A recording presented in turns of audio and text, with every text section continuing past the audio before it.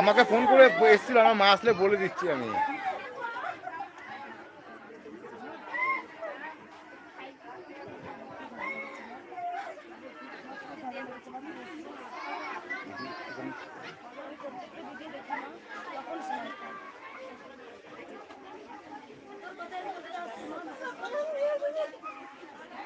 এসে আমাকে বলছে যে মা এই বলেছে, আমি তাহলে ঠিক আছে মা আসুক।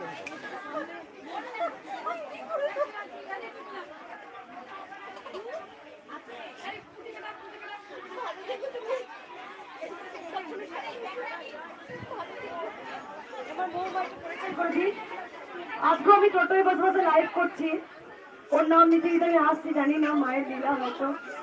আমি শাড়ি দাম করা নিয়ে ওর কথা বলেছি। দেখো একটা জিনিস,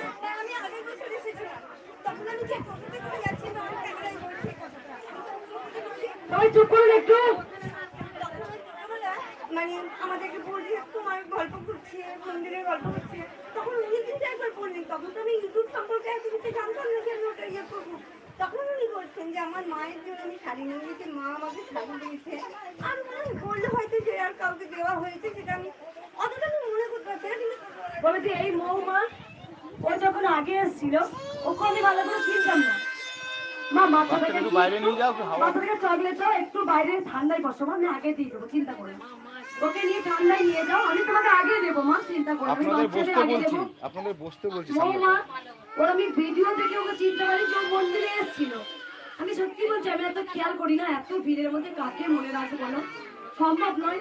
এবং দিনের পর দিন প্রচুর ভক্ত হয়, সেখানে আমি কি করেছি, এই মা এসছে এবার তবে কিছু ঠাই ঠাই করে ঠেকেই দিই, আমি জানি মা ভালো ঠিক করবে। ঠাই ঠাই করে ও এসছে, ওর মুখে যে ক্যান্সার আমি জানতাম না, সত্যি বলছি মা।